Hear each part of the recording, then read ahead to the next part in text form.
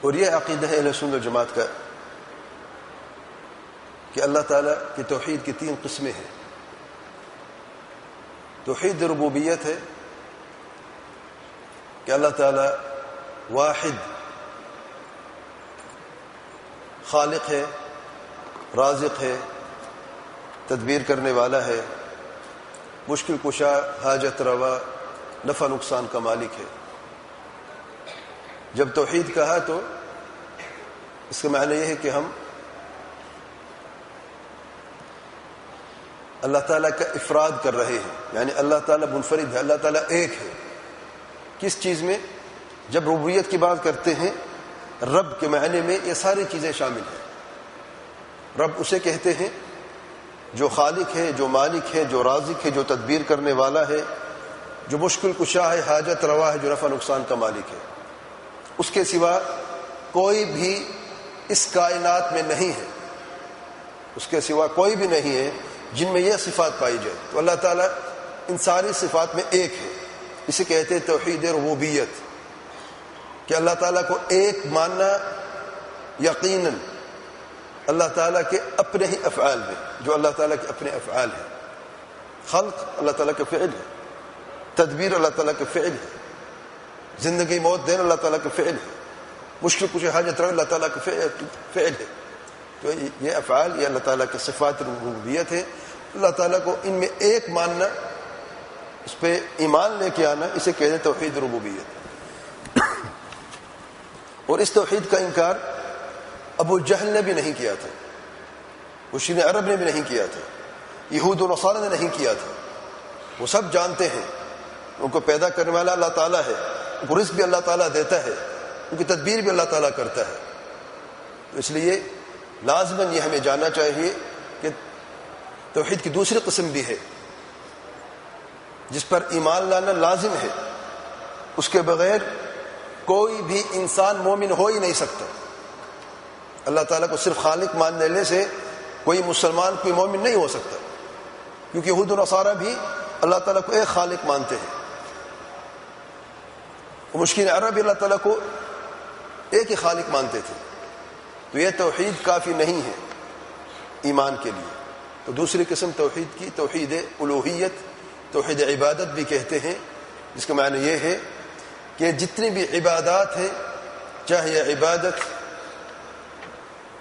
نماز ہو، روزہ ہو، حج ہو، زکوٰۃ ہو، دعا ہو، پکار ہو، مدد ہو، استغاثہ ہو، استعاذہ ہو، پناہ طلب کرنا ہو، قربانی ہو، نذر و نیاز ہو، کوئی بھی عبادت ہو، یہ سارے کے سارے عبادات صرف اور صرف ایک اللہ کے لیے صرف کرنا، اسے کہتے ہیں توحید عبادت. اور یہ اللہ تعالیٰ کو ایک ماننا مخلوق کے اپنے افعال سے. نماز فعل ہے، عبادت ہے، روزہ فعل ہے، عبادت ہے، حج عمرہ فعل ہے، عبادت ہے، قربانی فعل ہے، عبادت ہے. یہ سارے افعال انسان کرتا، مخلوق کرتی ہے. کس کے لیے؟ صرف ایک اللہ کے لیے کرنا ہے، اسے کہتے ہیں توحید عبادت. اور جتنے بھی اللہ تعالیٰ کے رسول آئے ہیں، جتنے بھی اللہ تعالیٰ نے کتابیں نازل فرمائی ہیں، ان کا بنیادی پیغام یہی ہے. بنیادی پیغام یہی ہے. وَلَقَدْ بَعَثْنَا فِي كُلِّ أُمَّةٍ رَسُولًا أَنِ اعْبُدُوا اللَّهَ وَاجْتَنِبُوا الطَّاغُوتَ.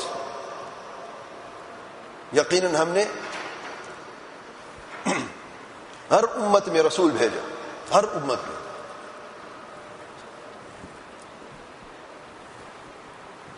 کیا پیغام دے کر بھیجا؟ ان اعبدوا اللہ، ایک اللہ کی عبادت کرو اور طاغوت کی عبادت سے دور ہو جاؤ. تو ہر رسول کا پیغام، ہر نبی کا بنیادی پیغام توحید ربوبیت نہیں تھا. اللہ تعالیٰ اپنے پیارے رسولوں کو صرف اس لیے نہیں بھیجا جا کہ یہ تعارف کرو لوگوں کو ان کا خالق اللہ تعالیٰ ہے. وہ تو جانتے ہیں ان کا خالق اللہ تعالیٰ ہے، ابو جہل بھی جانتا ہے اس کا خالق اللہ تعالیٰ ہے. تو پھر رسول کیوں بھیجا؟ اس لیے بھیجا کہ یہ سمجھائے کہ جس کعبے کی تعظیم کرتے ہو اور اس کعبے کے ارد گرد 360 بت رکھے ہوئے ہیں، یہ شرک فی العبادہ ہے. تو اس شرک کو مٹانا پڑے گا اور پھر ایمان اور توحید میں کوئی شخص داخل ہو سکتا ہے. تو یہ بنیادی پیغام ہر رسول لے کے آیا ہے. اور کلمہ پڑھنے والے مسلمان اللہ تعالیٰ کو ایک رب بھی مانتے ہیں اور ایک سچا معبود بھی مانتے ہیں، لیکن ان میں سے بعض ایسے گروہ ہیں جو اللہ تعالیٰ کے اسماء و صفات کا انکار کرتے ہیں، چاہے کلی طور پر چاہے جزوی طور پر. تو پھر اس سے لازم آتا ہے کہ توحید کی تیسری قسم بھی ہے جس پر ایمان لازم ہے، اور اسے کہتے ہیں توحید اسماء اور صفات، کہ اللہ تعالیٰ جیسے کہ اپنی ربوبیت میں ایک ہے، جیسے کہ اپنی الوہیت میں عبادت میں ایک ہے، اسی طریقے سے اپنے اسماء و صفات میں بھی ایک ہے. اللہ تعالیٰ کے پیارے نام ہیں، اللہ تعالیٰ کی صفات الکمال ہے. ارشاد باری تعالیٰ ہے وَلِلَّهِ الْأَسْمَاءُ الْحُسْنَى فَادْعُوهُ بِهَا. اللہ تعالیٰ کے پیارے نام ہیں، اللہ تعالیٰ کو پکارو ان ناموں سے، یعنی ان ناموں کو وسیلہ بناؤ، اللہ تعالیٰ کو پکارو. اے رحمان مجھ پر رحم فرما، دعا ہے اللہ تعالیٰ کو، اللہ تعالیٰ کے رحمان نام سے وسیلہ مانگا جا رہا ہے. اللہ تعالیٰ تو رحمان ہے مجھ پر رحم فرما، اللہ تعالیٰ تو کریم ہے مجھ پہ کرم فرما.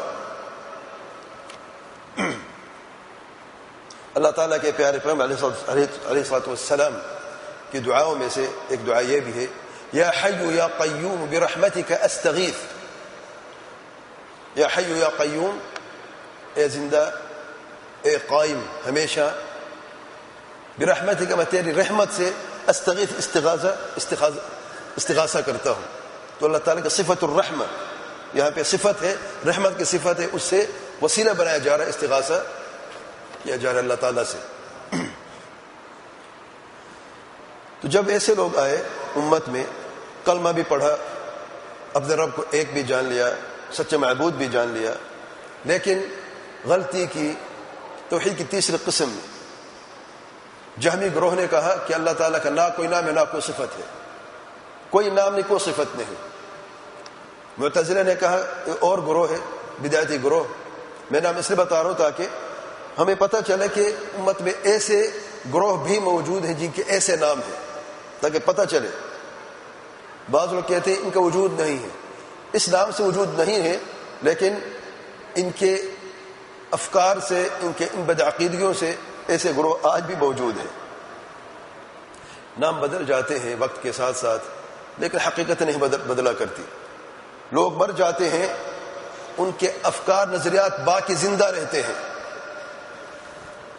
معتزلہ نے یہ کہا کہ اللہ تعالیٰ کے نام تو ہیں لیکن کوئی صفت بھی نہیں ہے، ہر بندہ اپنی مرضی کرتا ہے. اور کیوں غلطی ہو رہی ہے سب سے؟ کیونکہ عقل کو شریعت کے نصوص پر مقدم کیا جا رہا ہے. جو کہ عقل نے کہا کوئی نام کوئی صفت نہیں، کیونکہ مخلوق کے نام اور صفات بھی ہیں تو تشبیہ لازم آتی ہے، اس لیے ہم نے مکمل انکار کر دینا ہے. یہ ان کی کم عقل و کم ظرفی کی نشانی تھی. پھر معتزلہ نے کہا ہماری عقل تو یہ کہتی ہے کہ اللہ تعالیٰ کے نام تو ہیں، جو اللہ نے فرمایا وہ رحمان ہے، رحیم ہے، کریم ہے، غفور ہے، رحیم ہے، مجید ہے، حمید ہے، یہ سارے اللہ تعالیٰ کے نام ہیں. تو ہم کیسے انکار کر سکتے ہیں؟ نام تو ہے، اور ناموں پر بھی ایمان عقل کی بنیاد پہ، شریعت کے نصوص کی بنیاد پر نہیں ہے. یعنی کوئی شخص یہ نہ کہ چلو معتزلہ نے آدھا تو اچھا کام کیا ہے، کوئی اچھا کام نہیں کیا، کیونکہ بنیاد ہی غلط ہے. جب بنیاد غلط ہے اس کے اوپر جو بھی آپ بلڈنگ تعمیر کرتے ہیں وہ مکمل غلط ہوتی ہے. تو معتزلہ کہ اللہ تعالیٰ کا کوئی نام نہیں لیکن صفات ہے، اور اللہ تعالیٰ کے نام جو لیکن صفات کوئی بھی، صفات کا مکمل انکار کیا ہے.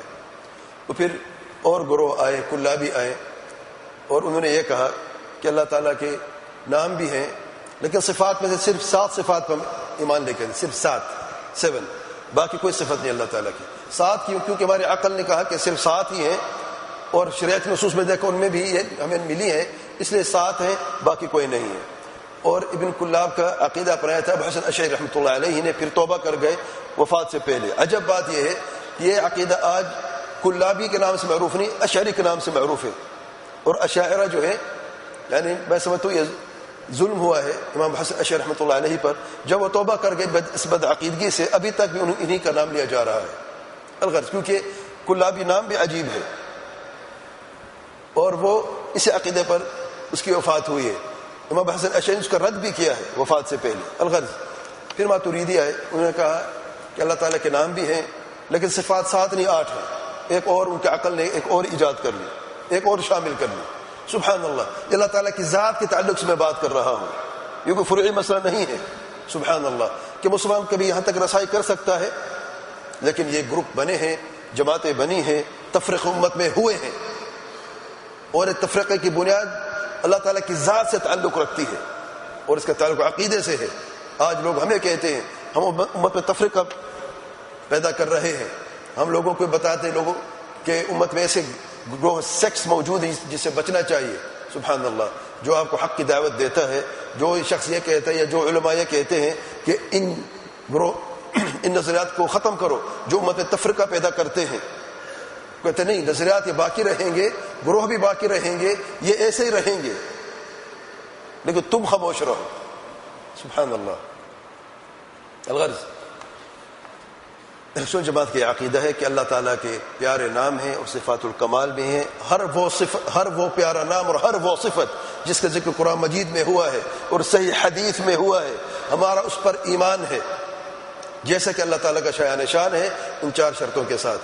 ہم انکار نہیں کرتے کہ اللہ تعالیٰ کا کوئی نام کو صفت نہیں, ہم تحریف نہیں کرتے کہ نام اور صفت تو ہے لیکن اس میں تحریف اور کوئی اور معنی سے اسے بیان کریں.